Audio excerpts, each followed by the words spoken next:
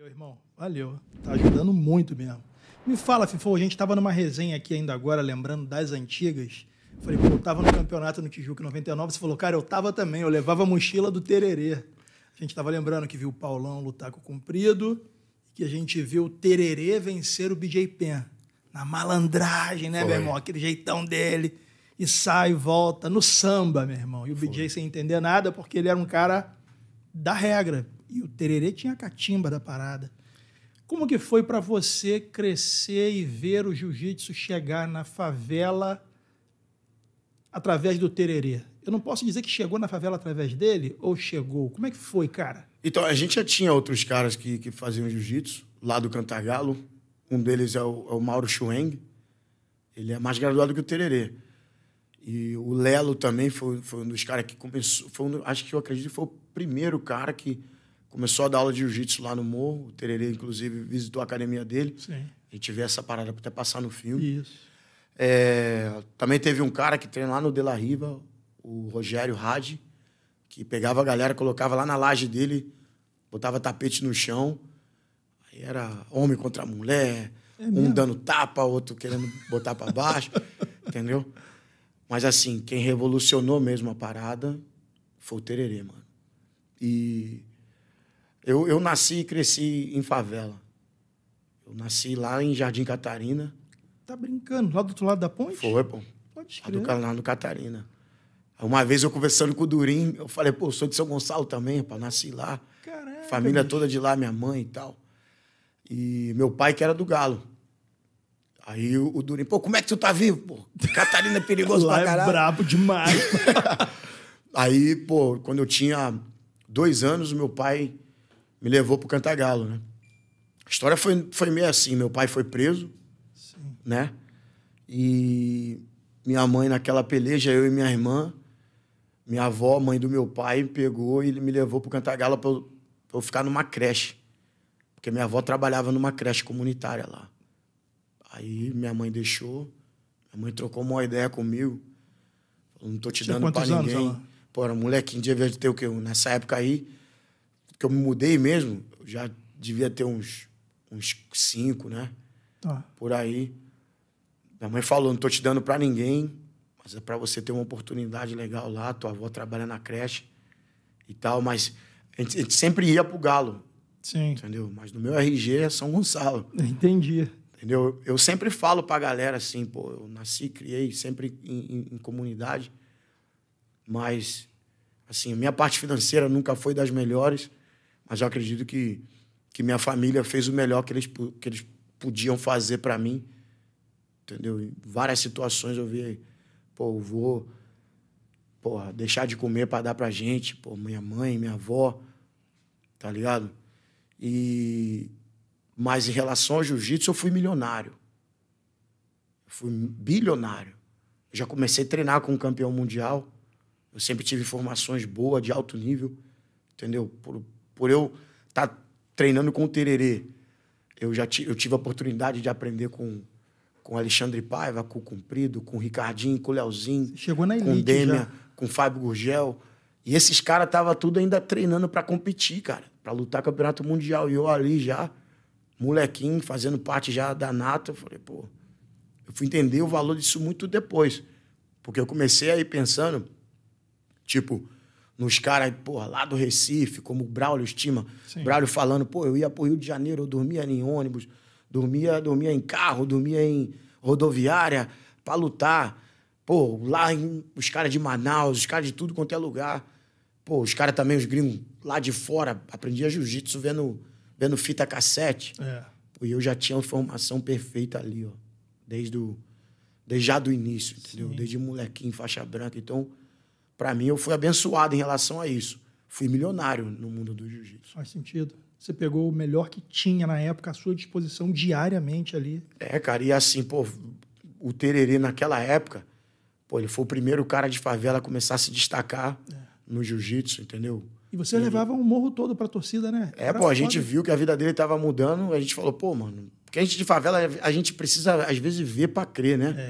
É aquela parada de, meu irmão, Não é possível. não vi ninguém daqui dar certo nisso aí, então a gente não leva tanta fé, mas quando a gente viu, pô, mano, falou, não, pô. Meu sonho era ir para São Paulo, não sei para fazer o quê, mas eu queria ir, porque o Tererê foi. Entendeu? Entendi. Então, a parada era essa. Quando o Tererê levou a gente para lutar a primeira vez, e eu vi como o pessoal tava recepcionando ele.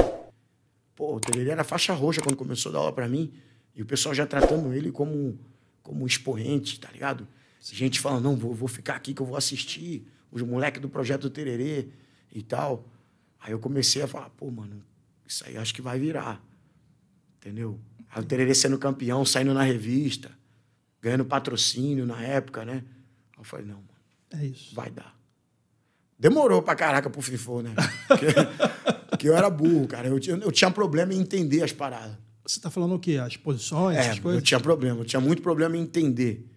Eu queria copiar. Ah, entendi. Então, eu demorava muito para aprender. Daí que eu comecei a descobrir que para mim era mais fácil ouvir. Entendeu? Eu acredito que a gente tem... As maneiras que a gente pode aprender é com experiência, ouvindo, copiando, assistindo, né? É. Eu tive a dificuldade de memorizar assim, as posições. Se eu fosse basear em foto, assim, na posição. Entendi. Mas eu tinha mais facilidade em ouvir. Então eu prestava mais atenção no que o Tererê falava. Esquecia o que ele estava mostrando. Daí foi quando eu comecei a entender. Aí demorou uns 5 anos, 6 aí para poder começar a ganhar umas competições. Entendi. Cara, para mim é interessante ver como o esporte traz significado para a vida das pessoas. Você vê que você falou assim, ó, eu queria ir para São Paulo, não sabia nem porquê, mas é porque ele estava lá. E você viu que o que estava acontecendo na vida dele podia acontecer na sua. Aí você vê que um cara que saiu de Jardim Catarina, faixa de Gaza mesmo, veio pro Cantagalo, chapa quente. E, porra, hoje já viajou quantos países mostrando jiu-jitsu? Cara, eu já viajo desde 2004. Um sueco veio aqui, me viu lutar, depois foi lá para a academia treinar. O Ricardinho tinha ido dar um camp lá em Búzios, aí deixou eu puxando o treino, eu era faixa roxa ainda. Aí o cara pegou e perguntou, se eu te der a oportunidade, você quer ir para a Suécia? Irmão, caralho, não estudava mais. Não tinha dinheiro para pagar a faculdade, tinha terminado o 2º grau. Tinha saído do exército. Porra, arrumei um trabalho numa farmácia, depois me mandaram embora. Tinha perdido meu pai. A única parada que me deixava relaxado e fazia eu conseguir dormir era treinar. Eu precisava ficar cansado para poder dormir, devido à perda do meu pai. Sim. Aí o Ricardinho começou a dar aula pra gente. Já o Tererê já tinha mudado para São Paulo. Rico Vieira abraçou. Aí falou, pô, Fifo, fica aqui, cara, me ajuda a puxar os treinos junto, puxa o aquecimento, quando eu der a posição, eu uso você. Entendeu? Me deu uma oportunidade de ouro, mano. Assim, que me manteve ocupado. Sim. De verdade. A cabeça estava perturbada nessa época? Tava porque, pô, a gente acaba bolando um monte de pergunta que não dá para achar resposta. Não tem resposta. Muita coisa é assim porque é assim. Porque é a vida, né? Tá ligado? Foda. Então, mano, o Rico me colocar lá na academia, me deixar lá com ele o tempo todo, pô, me ajudou muito. Aí teve uma época que, porra, não ajudava em casa, tá ligado? Economicamente, aí pra comer ficava embaçado, treinava e acabava o treino, desmaiava. O Rico, porra, queria me botar pra ir embora do projeto. Não, você vai ver essa parada aí, porra, que tá desmaiando toda hora. Aí eu falei com ele qual era a parada, ele me levava pra casa dele pra comer, mano. A mãe dele levava café da manhã na academia. Foi uma parada assim, cara, sinistra, tá entendendo? Tô. Que, parceiro, hoje as coisas são... A vida é mais confortável. Sim. Tá ligado? Mas eu não consigo, tipo, me desprender de tudo que aconteceu, das pessoas que teve durante toda a jornada, do início. Nem deve, né, irmão? Entendeu? Você esquece eu as não sei raízes. outra maneira, eu não sei como é não ser dessa forma. Sim. E, pô, desde 2004, cara, se a gente colocar aí 10 vezes que eu viajei desde 2004, foram para isso pra caramba. Só esse ano, através do jiu-jitsu, assim, com seminários e UFC, eu não participei de nenhuma competição esse ano. Mas trabalhando muito com lutadores, assim, eu já viajei para 26. Tá tudo anotado aqui. Cidades e países diferentes. Cara. Através do meu trabalho. Sim. Sabe? E assim, cara, eu vejo como responsabilidade e bênção, né, cara? Porque sem dúvida. Não acredito que até mesmo pessoas milionárias que moram aqui no Brasil ou em qualquer outro país não têm esse privilégio. Não. Então, pô, pra mim, eu não deixo... Tipo assim, eu dou valor. Eu dou valor a isso. Tá entendendo? Porque realmente é uma parada que abre muitas portas também. Você faz contato diferente, abre a sua mente pra caramba. Você conhece pessoas diferentes. Culturas diferentes, exatamente. Então, são aprendizado e sabedoria que ninguém pode tirar de você. Porra, Alan, Alan Finfou, assim, ó, para mim, parte do que você falou aí é o que define o que eu acredito como vida, porque como que funciona, cara? A gente é acostumado ao longo da vida a medir quem é inteligente por quem melhor responde perguntas de prova. Para mim tá tudo errado, brother. Porque, de repente, você não é um cara bom de decorar a resposta para a prova, mas adquiriu uma vivência absurda conhecendo países, culturas e verdades diferentes, que sua cabeça explode. Pum! E você para de achar que a sua verdade é a verdade absoluta, que tudo que você ouviu na televisão, na internet, na rua, no WhatsApp. Hoje a galera ouve uma notícia no WhatsApp, porra, se tem a ver com um pouquinho da sua paixão, o cara já fala, é verdade? Como assim? É ou não é?